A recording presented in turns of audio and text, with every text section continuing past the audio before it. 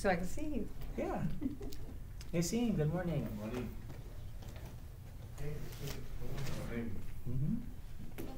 Okay, so today's discussion is going to be about Deuteronomy, chapters 16, verse 18 through 21, verse 9. And I did this sort of in my usual style. However, I really wanted us to discuss some things. I'm actually planning on spending some time at least a little bit of time in the New Testament to sort of make a pointer for us to see something that I felt was really neat from the Lord. So, all right, chapter 16. My first bullet point was from verse 18, that every city and town had judges appointed, and that just fair judgment was commanded, bribes are forbidden. But my question was, anybody notice anything about the qualifications for judges?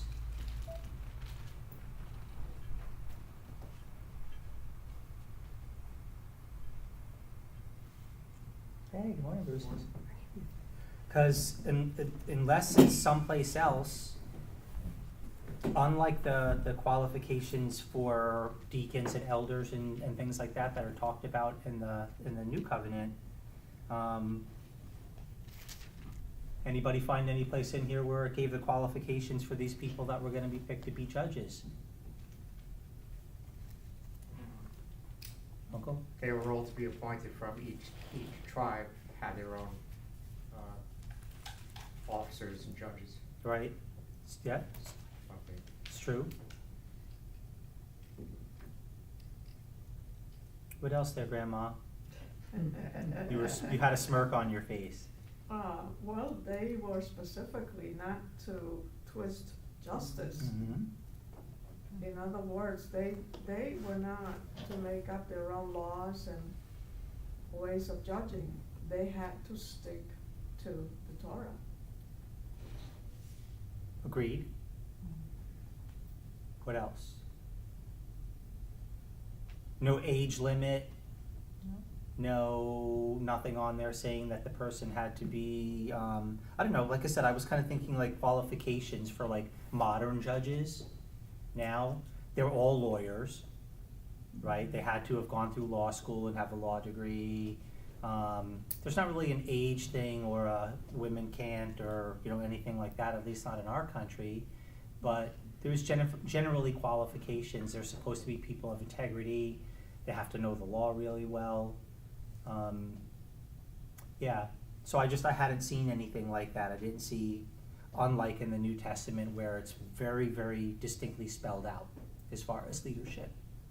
Things that had to be demonstrated in their life, husband of only one wife, well respected in the community, knows the word really well, all those kinds of things. So anyway, unless I missed it somewhere, did anybody else catch anything? Qualifications for these judges? Okay. The next thing that stood out to me was verse 21. So we're still in chapter 16, verse 21.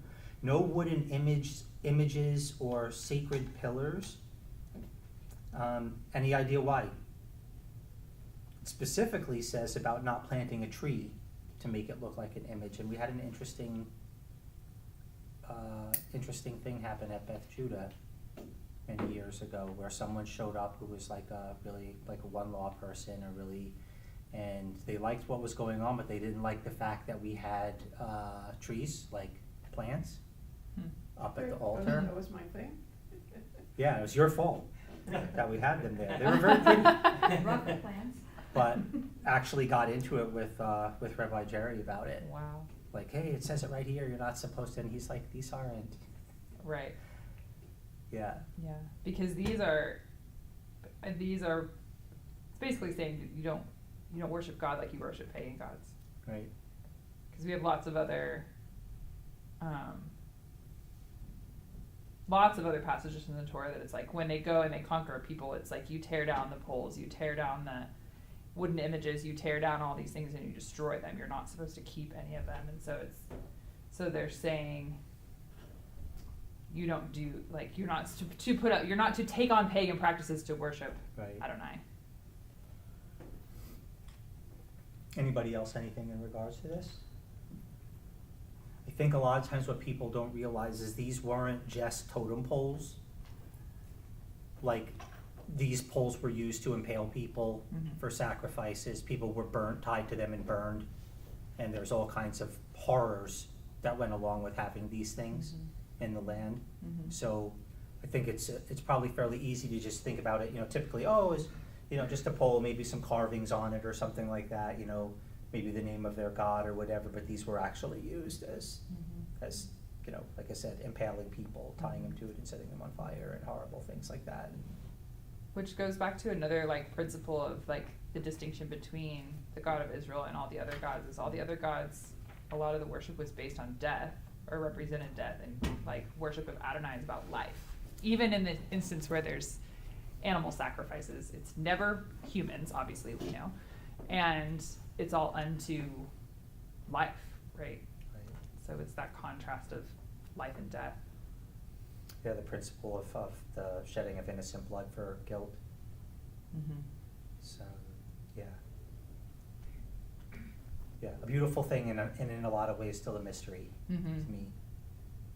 I don't know about you guys, but Um, Mr. Bruce. I was already thinking this, but that leads, or lends even more credence to it, the fact that it was used for the impaling and burning at the stake.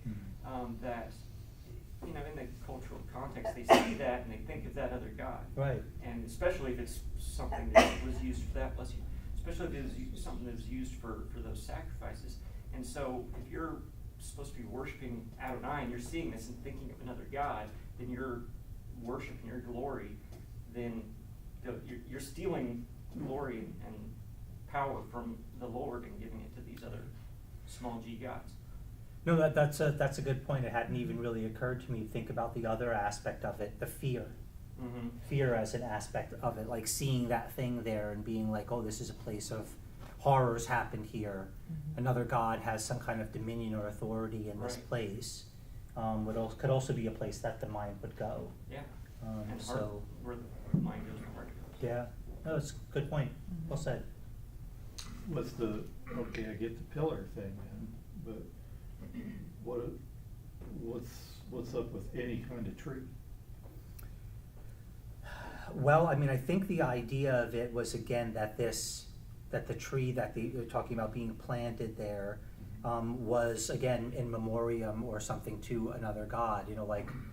Like I said, this is how I picture it. You know how each state has like a state bird and a state animal and a state tree and a state flower and a state, something that ties nature into whatever Okay. the politics All of it. That was the imagery that I got with Okay. it. I can't say that I've actually done a personal like in-depth study as to what the trees were or the specific purpose behind them. I just sort of came to that conclusion. If there's anyone that has a problem with that, feel free to sound off about it. We can talk about it. It's just whatever the object is, it's supposed to, you're supposed to honor it. And, kind of like the flag, you're not supposed to let it touch the floor, that kind of thing. It's like, it becomes an object of elevation. And you're supposed to feel some kind of fear of not damaging it, of not keeping it holy, like. Right. So it's kind of going back to what Brad said. There's imagery and things that are going on in the mind and the heart and everything in relation to these objects, which is we can reasonably assume that that's why Adonai said no idols, no depictions, no carved animals, no anything. That his relationship with us is all to go on up here and not an idol as far as the focus of worship goes. Okay. Any other points or questions? Okay, so now the next thing I did was I jumped to chapter 17.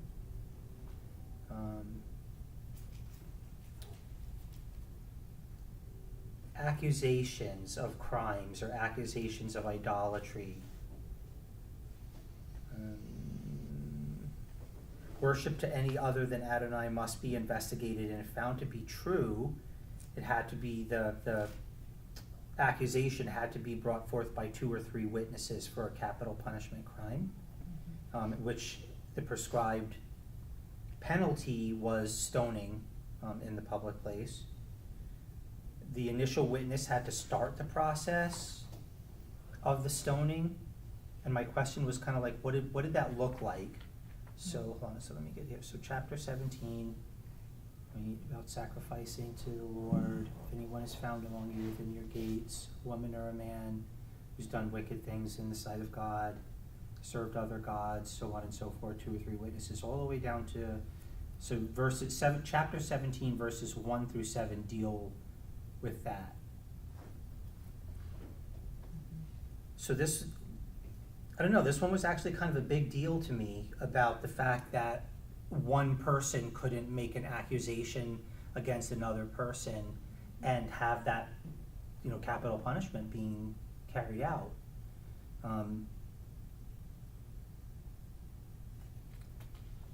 So stoning back then, has anybody done any looking into the kind of history or what some of this stuff looks like? I mean, what do we imagine this looking like? They weren't throwing pebbles at him, they were throwing rocks at him. Killing. It wasn't done with pebbles. No, I agree. I think like sometimes modern depictions of it are like kids throwing rocks at another kid, like that kind of thing, or so not throwing pebbles but throwing stones. And I had once heard, and I have again done no research into this, but one of the ways that this would be carried out would be like from a hill or a high place, and the person was down on a lower, was kind of held down on a lower place, and heavy stones were thrown that way. And well, I mean, that would be quicker than than being pelted with a lot of little rocks. I honestly don't know. Does anybody have any insight from documentaries or extra readings, Miss Emma? No. No. Never really I grabbed I it. haven't done a lot of research on stoning. Okay. How about you, Lori? You were expert on stoning? Absolutely not. No? Okay, so we have no experts as to how this was carried out. But again, I forget where the teaching was, but someone was talking about that, and they were explaining, again, that it wasn't small rocks being hurled at the person, because that would be kind of cruel and unusual, but more just a few very large ones, and so that it would be over with quickly. I'm not sure I would go on. You're gonna stone somebody, I would think that, any humanitarian concern with making it as quick as possible, you're throwing rocks at them. Right. So that's, I wouldn't think that any sort of kindness or concern, let's make it quick, is an issue. You could very well be right. Again, I make no claims at being an expert. All I'm relating is like the one teaching that I can remember that someone did. And I'm not even sure how long ago it was that I heard that, but that was the statement that they made. So that's the only experience I have with this whatsoever. So I leave it to you guys and the studio audience. If someone knows better, put something in the comments about it, that'd be great. If that's a thing. But really the thing about there having to be multiple witnesses, and this is what I wanted to tie into something else, because I felt like I got some really, really cool insight in regards to this. So would somebody do me a favor and turn to the book of John in the New Covenant, in the New Testament, chapter 8, and read for us aloud verses 1 through 12. And while that person is preparing to do that, so 17 verses, I'll read this part. Okay. I'll start with verse 5. Then you shall bring out to your gates the man or woman who has committed the wicked thing, and shall stone to death that man or woman with stones. Whoever is deserving of death shall be put to death on the testimony of 2 or 3 witnesses. He shall not be put to death on the testimony of 1 witness. The hands of the witnesses shall be the first against him to put him to death, and afterwards the hands of all the people. So if I'm understanding that correctly, the initial accusers or the initial witnesses are required to be the ones to throw the first stones. Okay? Why is this significant? So who's going to read for me, John? I can Miss read. Emma? Okay, go for it. You said 1 through 12. Yes, please. Okay. But Yeshua went to the Mount of Olives, and at dawn he came again into the temple. All the people were coming to him, and he sat down and began to teach them. The Torah scholars and Pharisees bring in a woman who had been caught in adultery. After putting her in the middle, they say to Yeshua, "Teacher, this woman has been caught in the act of committing adultery. In the Torah, Moses commanded us to stone such women. So what do you say?" Now they were saying this to trap him, so that they would have grounds to accuse him. But Yeshua knelt down and started writing in the dirt with his finger. When they kept asking him, he stood up and said, "The sinless one among you, let him be the first to throw a stone at her." Then he knelt down again and continued writing on the ground.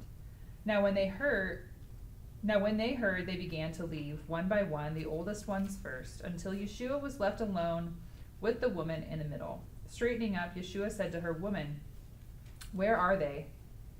Did no one condemn you?"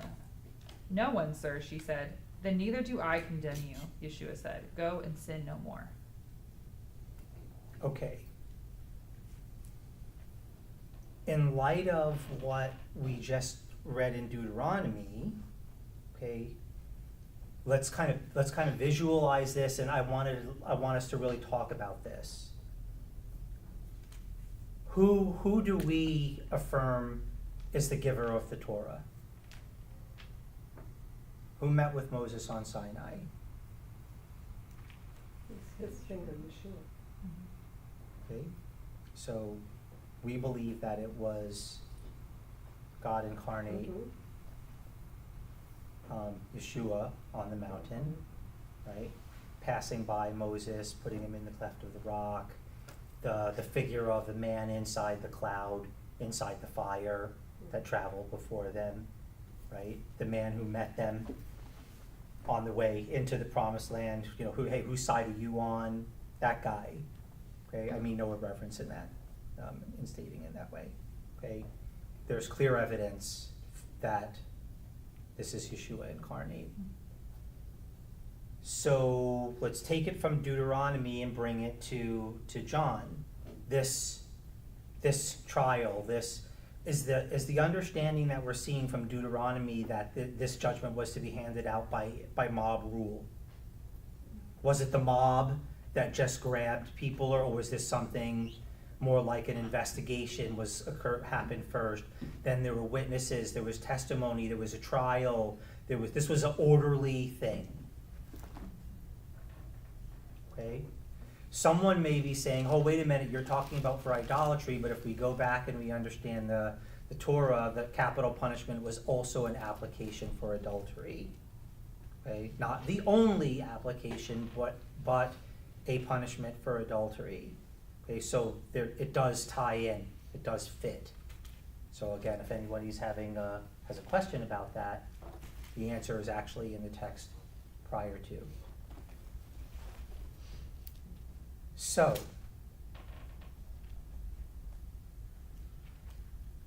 the religious leaders at the time, the Pharisees and the Torah scholars, right, they bring this woman before the Lord for judgment with the intention of using this to trip him up.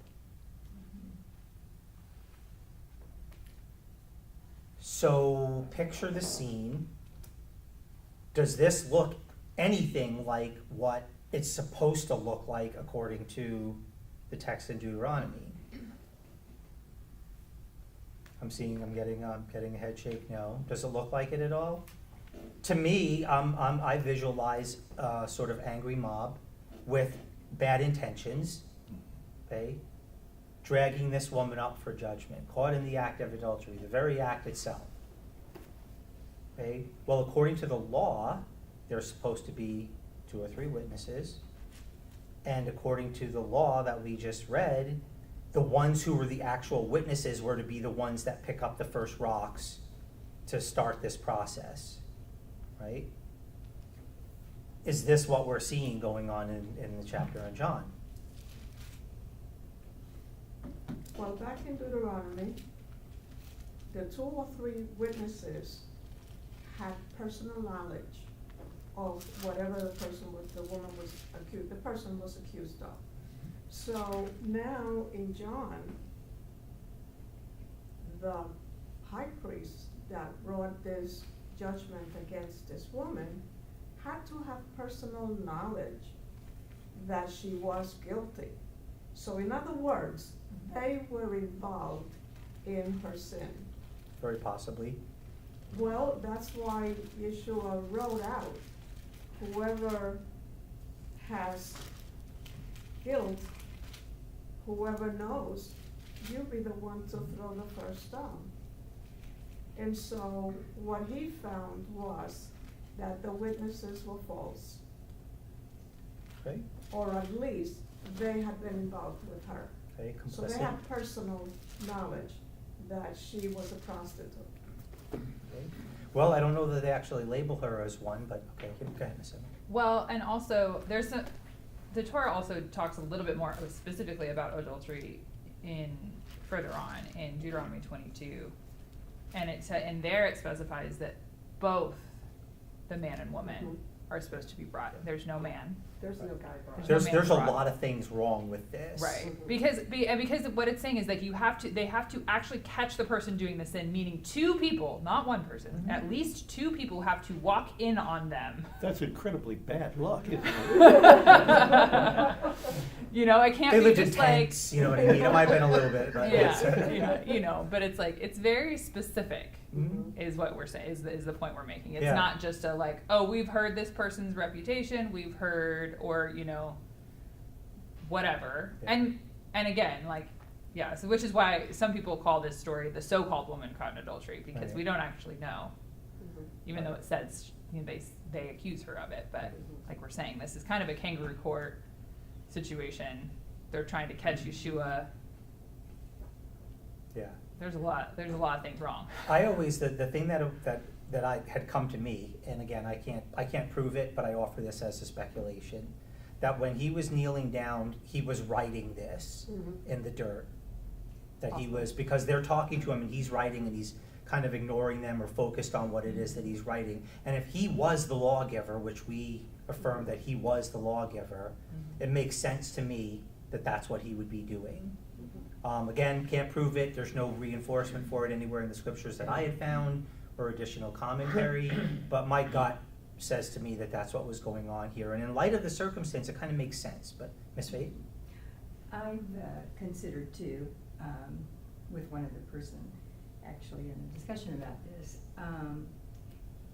because Yeshua is after the heart, and he can see right through what they're trying to do. There's a place, I can't remember if it's in Jeremiah or Isaiah, but it says, those who forsake the living God, their names will be written. On earth, their names will be written. I used to always think that meant those who forsake the living God on earth, their names will be written down. That's what it says. But considering that their names will be on earth, their names will be written down. In other words, not in the Lamb's Book of Life. Okay, I Not see in where the you're eternal going. places, their names will be written down on earth, which will fade away. Just something to. No, that's consider. interesting, so almost like they had forsaken the living God and he was Well- writing their names in the dirt? Because he knew their hearts, and they're only doing this to test him, and he's the living God. And then they walk away. He was without sin. Right. Cast the first stone. It's a neat speculation. Yeah. Again, this leaves us open Yeah. to be able to talk and discuss. Again, we're not trying to build a case to teach this as a precept or whatever, like that this is what all of us as a community believe, but I love the discussion, Mhm. talking about the mysteries and trying to, and understanding them and us relating to the Lord that way really lights my fire. Any other, Mr. Bruce? They kind of dovetailing to that, I mean, it says they are to judge the people with righteous judgment, do not deny justice or show partiality to anyone. And it's clear in the instance with the woman, they were using her as a pawn, just to Right. get to him. So that's not righteous judgment or unbiased, non-partiality. That's just using her to get to him. So that's, just one more thing to add on top of why they were wrong. Right, what's wrong with this Everything. picture? Yeah. Kind of thing, Right, right? So, exactly. so we have identified that this is more like a mob than it is a legitimate, like Emma said, this is a kangaroo court. Okay, this is not the way that it was supposed to be carried out. The two people involved were not brought, just the woman, not the man who would have been being accused as well. Were the Pharisees or these people actually even legitimate in the first place to be bringing these charges? Okay, Emma's making a face. There's some question there as to whether or not they're even legitimate, but I'll go with, okay, at least they're looked at as sort of leaders of the people, right? Maybe not the most highly respected by all the people, maybe so. Another interesting thing to note for those, I'm sure everybody here knows this, maybe people in the studio audience will or won't. The Pharisees are actually a really large group that did end up becoming followers of Yeshua when all was said and done. So I'm not willing to write them off. He loved them. Otherwise, he wouldn't have even bothered to argue with them or try and set them right on things. So I definitely don't want to be one who's propagating the Pharisee equals bad instantly. So that's not what we're doing here. Okay. So here's my question for you. In light of what it was that we were just talking about here, what was the sin of the Pharisees in this instance?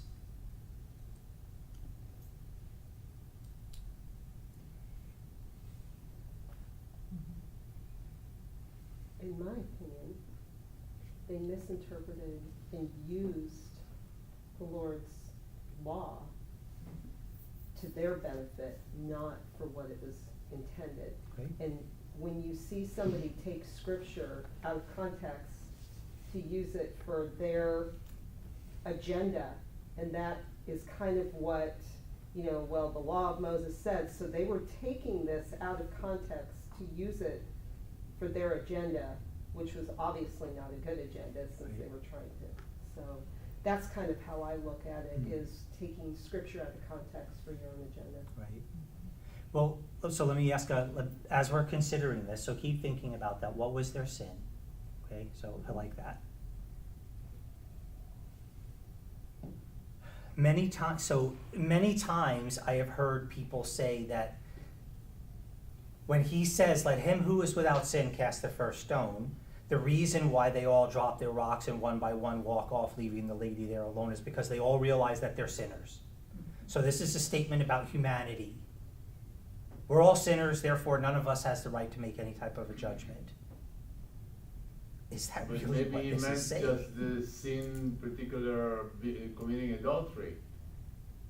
I'm sorry, Nassim, say it again. I'm saying when he says the first one who will cast the stone, that he meant by the one who didn't sin will cast the stone. What sin? When you ask, I think that he was particularly tell everybody, I want to you show me someone here that didn't commit adultery. Okay. So the actual act of adultery or adultery in the heart, which was something that was dealt with in his Sermon on the Mount, right? Obviously, the man in this action was free. Yes. So we have already established that this is an unjust court or an unjust trial that's happening here, right? Okay, so good insight. So, but what do we think? Is this actually is this a statement about humanity, that we're all sinners, which is true, right? No one's debating that. But bringing it into this situation in light of the law that we're studying in Deuteronomy and the fact that Yeshua is the lawgiver and that the people bringing the accusation should have known all of the rules involved in all of this and the heart of God in relation to how this whole thing was supposed to be carried out, okay? We've identified numerous things that are wrong.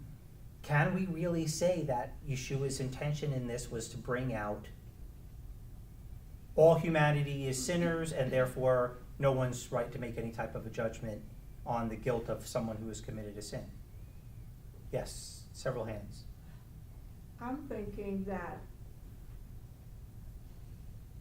the priests or the high priest were to really prove that a person was not who he said he was. So in this, the question is Yeshua is the Messiah.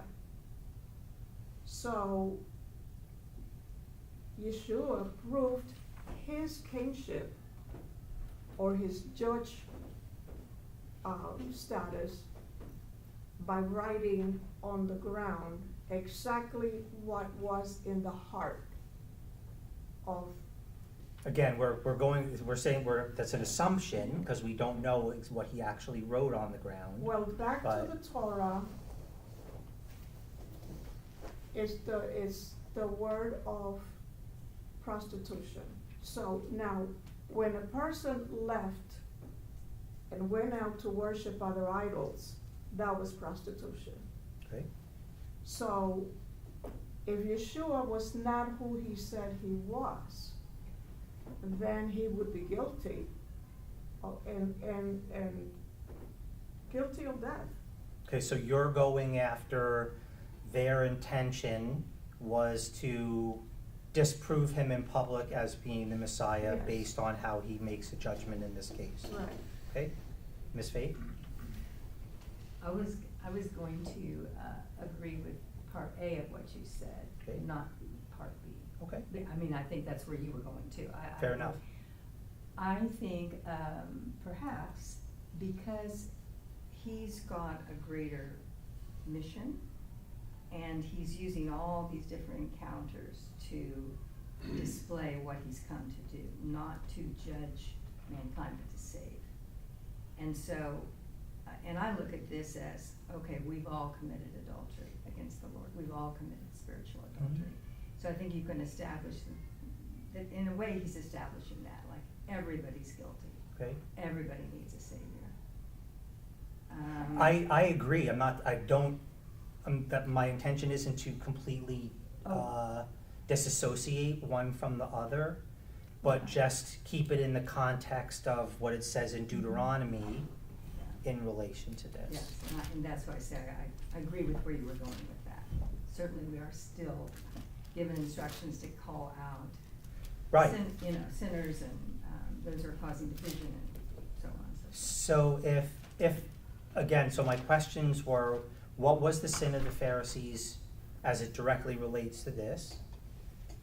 And is this actually a statement saying that because that we're all guilty of one thing or another, be it great or small, that makes us unfit to make judgments, like righteous judgments in regards to crimes? That's the word So, right there, go the ahead. righteous judgment. Yes, Yeah. Yeah. And so we have this righteous judge right now that they brought this woman before Mhm. with people with unrighteous intent.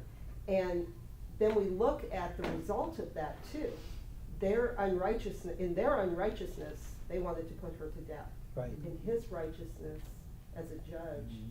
he wanted to forgive her and just tell her, sin no more. Well, so Yeah. yeah, like I said, I agree, and I'm not looking to take anything away from that. The But- point that I'm trying to make in regards Yeah. to this, or again, what I want us to really think about in regards to this, was, is this a statement, God of the Old Testament mean, God of the New Testament nice?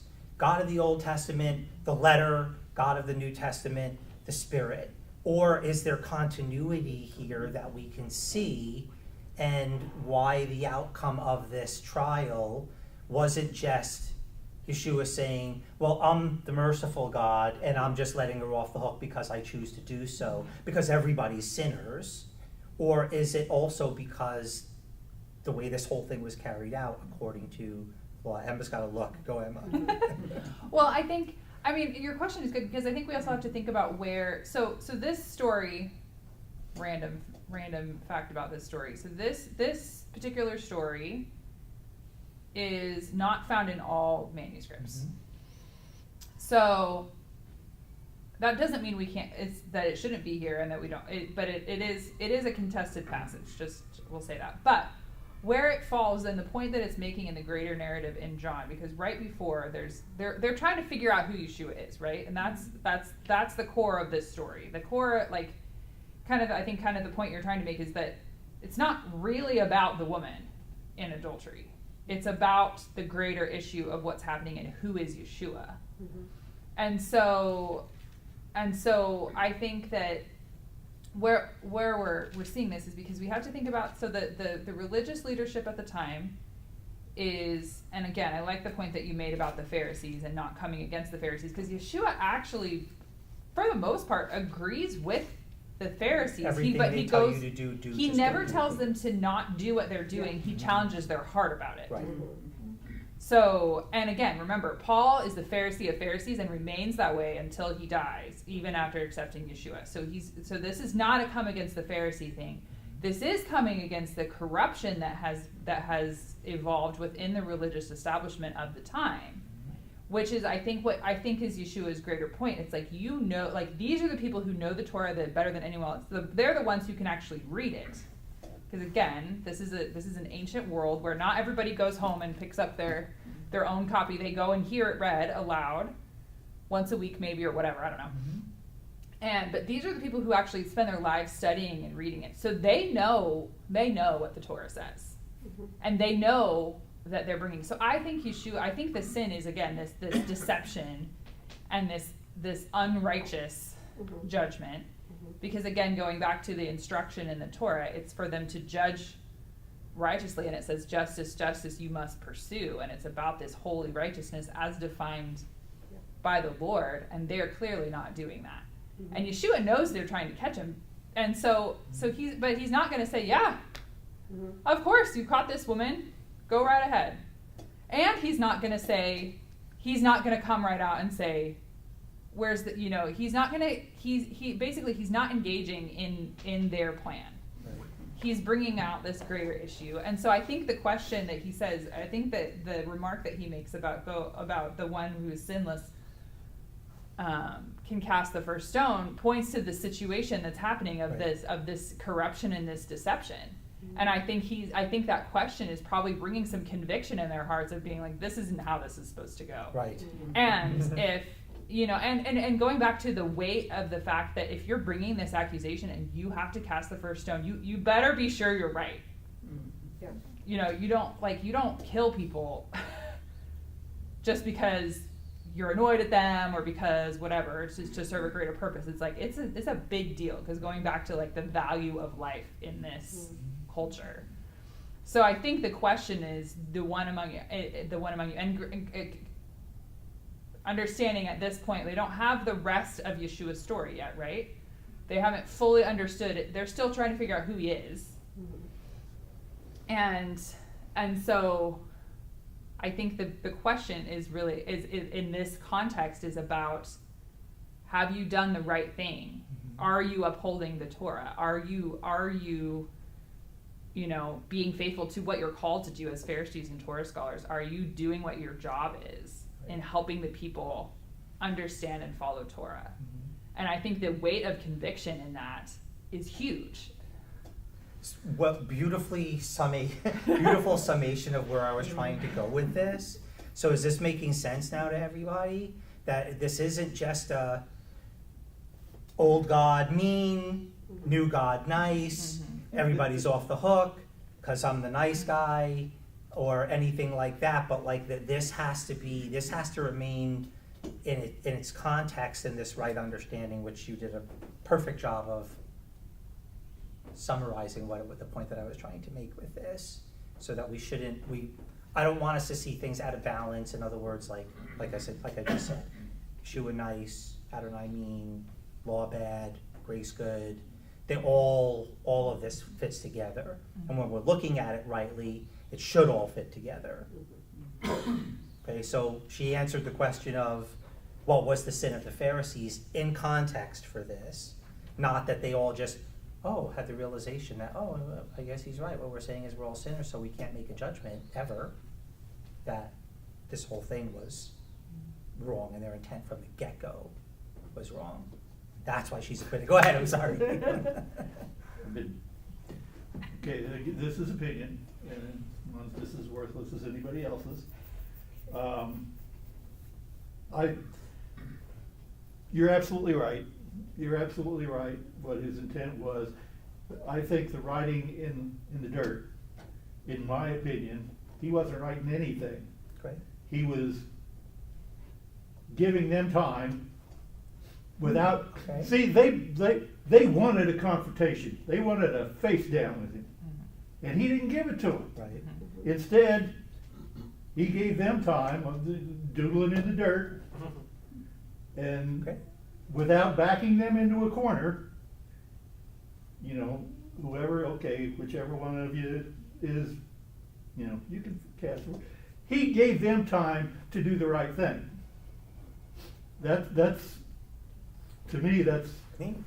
the writing in the dirt was, what was he writing? It doesn't matter.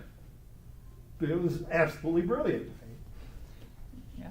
Me. This may be one of the things that we get to ask. I know. You know? I know. Lord, This is, you- every time, okay. every Lord, time you this saw this. passage comes up, everybody, it's so interesting to hear everybody's speculation about what he's writing in the dirt, and and it's like, yeah, we don't know, and there's, the point is that we don't know. Right. But it is so funny. But yeah, I know. I feel like everybody's like in this imaginary situation where we go stand before she. Okay, what did you write in the Yes, dirt what when was you it? talked to them when this whole thing was happening? Gotta And he's know. probably gonna have some answer that none of us have ever thought of. Michael. I'd never thought about Stan's point of view there. I think that makes more sense, because if it had been important what he wrote in the dirt, then the scriptures probably would have brought it out as a teaching Very possibly. point. Mhm. But I We're think that's missing- great. Yeah, we're missing some information here. Yes. On the whole event, Always. one of the big information line is that this group of people that were involved in this, trying to stone this woman, they're all men.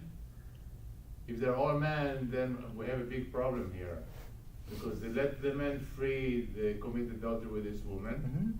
Mhm. And now, all the men now determined to stone the woman or not. And Jesus came there to stop them from doing that. And he told them that the first sinner cast the first stone, which means he meant probably to all of them were adulterers. Again, And it could become to be very chauvinistic concept of the whole thing. I wouldn't want to see a woman throwing stone on another woman to kill her because she committed adultery. Right. That's a very unbiblical. Well, again, my heart in this is for us to see the mysteries and to see what is written and think and talk and philosophize or whatever in regards to this, so that we can come to understand the Lord's heart in regards to this. So again, I offer no solid conclusion, just okay. She's Go been for it. waiting, and then Hillary. Well, the point in Deuteronomy is do not twist justice. Right. And you are to purge evil from the land. Mm-hmm. So they know that. And so they are doing this scenario in order to see who he is. Well, he's the lawgiver, but they didn't know that. Right. So he proved his case. He was not twisting justice, and he was purging the evil from the land. In other words, bringing out the sin. Well said. Lori? I'm dovetailing on hers, because it is that you are not to twist justice thing that's in there, and which is obviously what they were trying to do. He's still the God of justice, and he is the righteous judge. So on this, and even with Stan saying him not not engaging in that confrontation with them. Because he knew exactly what they were doing, of Right. course. So we do have him not saying, I don't agree with, Yeshua's not saying, I don't agree with the law of Moses. Mhm. I'm just not playing your game. Right, And I'm not gonna be involved in twisting this to play your game. right. So he never was willing, he knew the heart, but he was never willing to engage in stuff when he knew that they were just trying to take the word and again twist it to their Right. game. I mean, this could have been the no right answer. Mhm. Had he said, yes, stoner, then they probably had a plan to, let's get him on that one, because he should have identified that this was a farce to begin with. Or if he said, no, don't stoner, well then let's get him on that thing. And so by him not playing the game and actually causing them to self-reflect Mhm. and reflect on what they knew the Torah had to say about this, accomplished the task of driving righteousness from the land and reaching the heart of people Mhm. at the same time. Yeah. Brilliant as always Yeah. is our Lord. Yeah. And yeah, go ahead. Yeah, because I'm just gonna make kind of one more comment on this. Is that I think kind of one of there's lots of applications of this story, but I think one of the things we can come away with is just what we're saying. By not directly engaging in the confrontation, I think, he kind of shuts it down and it disperses, right? Which I think is something for us to learn, right? Is like when somebody because you can usually tell, I've experienced this on multiple occasions, is that, if somebody's asking you a question to catch you, you're better off not engaging in that. Mhm. And I have a justice thing in me. And I also and I care a lot about who Yeshua is being upheld, but at the same time, if someone is coming at you just to catch you, it's not going to go well to engage in it. Right. And So they I already think- have an answer. Right, and They they're not already going to got- be yeah. willing to, they have so it's just not a beneficial thing. And I think that's something, especially in our world of social media, and people can put out whatever they think anywhere they want, that it's be wise about what you engage with. If people are bringing a challenge for the sake of challenging, it's probably not worth engaging. If people are genuinely curious and trying to understand, I'll talk to those people all day. Yeah. I generally preface those conversations if I know it's going to be a controversial conversation. Personally, elaborate up front. Hey, is this actually, are we in this to try and discover truth and learn something about ourselves, or is this just a discussion for the sake of the discussion so that we can have at each other? And if that's the case, I'm not doing it. For sure.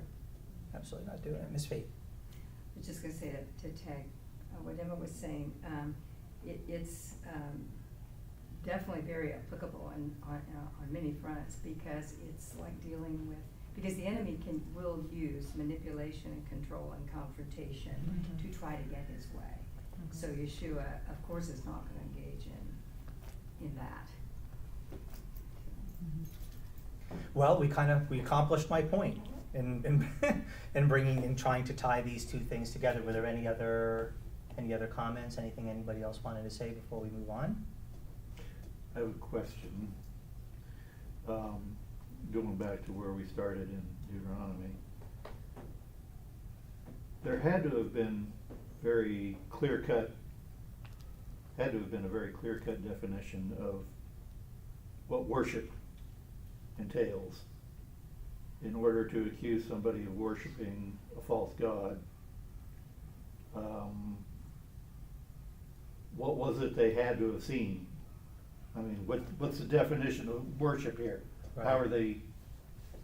That's an excellent question. I myself like to look at worship sort of in two levels. That there's a thing that's going on in the invisible that's happening between our intellect, our imagination, our heart, as well as a physical component of it. In other words, so back then it would have been or it could have been putting their children in the fire, or putting fruit or food or something at the base of an altar. There would have been a physical and an invisible aspect. to it, just as there is for us now when we worship, right? In singing, in praising, in raising hands, in dancing, laying down on the floor or kneeling or whatever the worship looks like for us in modern times versus what it looked like for them. Could have been very similar. You following me so far? Yeah. Like the act of, bowing down before the pole or bringing somebody's, God forbid, but bringing your children or something to this pole and offering them to your God by impaling or burning or whatever those things look like. I claim no expertise or great knowledge on all this. So, but does this make sense? Well, the question, what did they physically have to witness or see? There would have been Yeah. prescribed physical things that Right. went Okay. along with, not just, hey, everybody who walks by the pole, not give it a nod or Yeah. whatever on your way by, and that's worship. Yeah, Definitely would have entailed more than just that. okay. And those poles weren't supposed to be there anymore anyways. You No. were supposed to They're take supposed to them tear 'em down. Right. Yeah. Yeah. So, did that help at all? Yes, yes, sir. Okay. Any other? I think that if it was constituted by God that stoning will be the punishment of the adulterers, the event wouldn't take place because of all those people who were there in the event story, they would be stoned long time ago.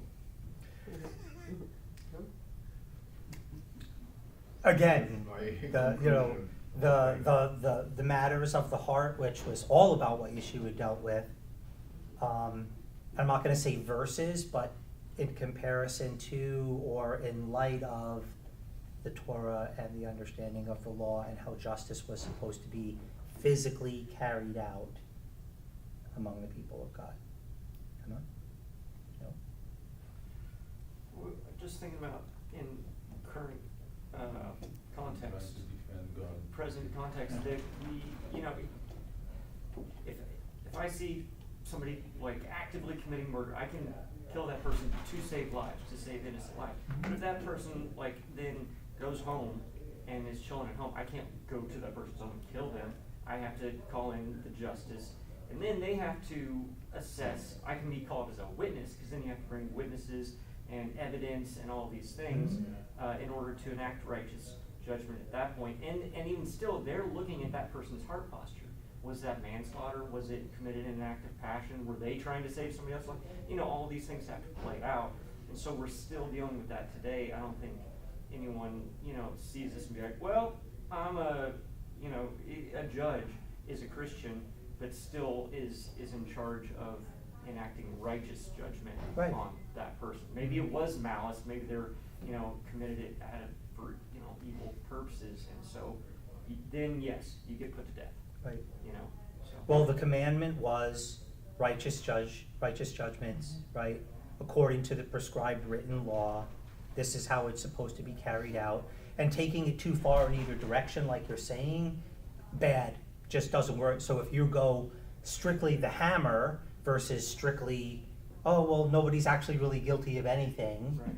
okay, then we end up with kind of like the mess that we have today in society, trying to figure out how all this goes. But yeah, balance. And all the histories that I am aware of, which again, I have not done a comprehensive study on this, so that's my caveat, but is that yes, the Torah does allow for stoning or putting people to death for certain things, given that, again, they, as we've reiterated multiple times, they meet these criteria of how that is to come about. But as far as we know, that happened never to very rarely. Because, again, going back to the point of, it's the witness that has to cast the first stone. So that's a really big deal. Mm-hmm. And so I don't know. I think there's some things we don't know about some of these situations. But the reality comes down to is they have to judge that there's true deep evil happening here. which they're very unlikely to be willing to carry that out if they see any sort of repentance or remorse on the part of that. And again, it doesn't say that, but I'm just saying what we see in history is we don't actually see this happening a lot. It's not like they're having stonings every week. You know? And so because they feel the weight of that, and again, because the Torah, the Levitical law, all of the instruction given by God is based on preserving life. So to take life is a really big deal. And so they're not going to do it lightly. And we shouldn't be doing it lightly. And so yes, it's and again in our modern, and stoning seems a really terrible way to die, honestly. And yet we see it happen even in the New Testament. We see Stephen gets stoned. He's the first martyr that we know of, and he's stoned for testifying about the goodness of Yeshua by people who would proclaim to be followers of the Lord, followers of Adonai, not followers of Yeshua. So all that to say is that this is a big deal. This is not something that's happening frequently, and they do feel the weight of it. Which again goes back to in the John 8 example, is that it's actually not about adultery. We could pick all kinds of other scenarios that would play out the exact same way. It's not about that. They're making a case. They're making an example of it, but it's actually not about adultery at all. Right. And so all that to say is we're coming back to the heart of the Torah. God's heart is to preserve life and maintain justice and righteousness. And so all these situations we're talking about playing out, which yes, there are difficult points. I'm not saying there's not things that are difficult. It is difficult to imagine a scenario where anybody would be stoned. And that God would demand that. But again, it comes down to if it gets through all of these layers of judgment that God has laid out, and they're deciding that the decision is to be stoned, it's because it's evil. It's because there's true evil in the midst of the people, and it cannot remain. Right. Well said. So just again for everyone here and for anyone in the studio audience at any point, I do realize that the Deuteronomy 16 and 17 in regards to this are talking about idolatry and not adultery. I'm making the comparison because the punishment, the end punishment could have been the same. Yeah. So I'm just bringing those together and not, so don't take it that I'm using something completely out of context or anything like that to try and make a point. It does, the legal precedence, and it is valid. Okay, so again, just to reiterate that. Okay. So, we ready to move on a little bit? We're almost out of time. Chapter 17, verses 14 through 20. I'll give you my bullet points, and if there's anything that jumped out at anyone that they want to talk about, we can do that. Addresses the personal conduct of the king, which in our home group we're studying Ecclesiastes. So Solomon, the question that I had was, Solomon, in regards to what it is that it's directly stating here, how does the Solomon, a violation of this? Is some of Solomon's actions or what he ended up doing a clear violation of what the chapter is saying the personal conduct of the king is supposed to be like? Moving on from that, chapter 18 talks about the Levites having no land inheritance, and that the priesthood gets its livelihood or its allotted portion from the sacrifices and offerings. That's how they ate and how they got money to be able to buy the things that they needed to buy, clothes, so on and so forth. Verse 9, Israel is to avoid wicked practices of the people that they dispossess from the land. Okay, so coming into the place, they weren't allowed to take on the customs or religious practices of the people that they were kicking out or killing. Verses 15 to 23 talks about prophets and how do we know what a true prophet is. And it's also the prophecy about Yeshua, where it says that I'm going to raise up a prophet like me, Moses is talking about, and we ourselves directly link that to Yeshua being that. As a matter of fact, he even says it, Mhm.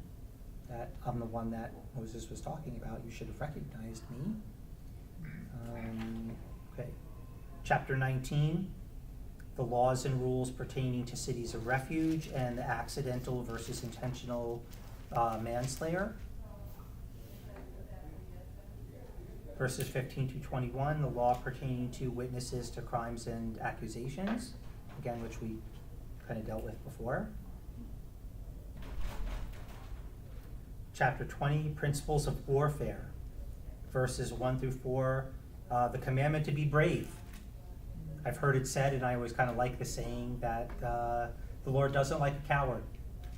Okay, so the commandment to be brave is out there. However, in verses 5 through 9, God demonstrates his mercy in allowing for, okay, when they're about to go into battle, there's this whole list of stuff like, hey, the commanders are supposed to say to the soldiers, you know, hey, you just got married but haven't had a chance to raise a family yet or be with your wife. You're relieved, go home. You bought a plot of land and you haven't had a chance to cultivate it, you're relieved of duty, go home. And even at the last part, if you're scared, and you don't got it in you, you're relieved and go home. The only people that I want here at the front are the ones who are fully courageous and fully committed to seeing the battles won. That's really good as a former soldier. Okay, any questions so far? Okay, verses 10 through 16, laws governing warfare against nations outside of the promised land. So nations that are far away or that are not within the borders of what was given to them, how they were supposed to treat them. Any questions there? Okay, verses 10 through 20, laws governing warfare against the nations within the borders of the promised land. Again, in verses 19 through 20, God's wisdom and kindness, again, that are shown in regards to how they're to deal with them. And then finally in chapter 20, verses 1 through 9, what to do if there's a dead body found out in the field and there's no witnesses to what happened to this person, and what the law is in regards to making atonement for that innocent blood that was shed, or presuming innocent blood that was shed, and how that's all supposed to be worked out. Did anything jump out to anybody in their reading for any of these?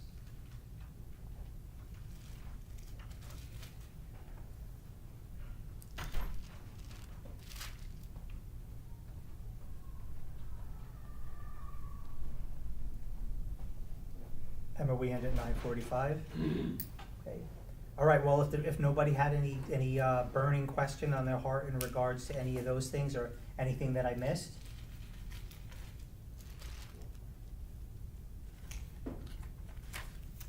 Then we're gonna call it good. Thanks for being here and for getting involved in this discussion. I hope everybody walks away with something to think about, because I sure did.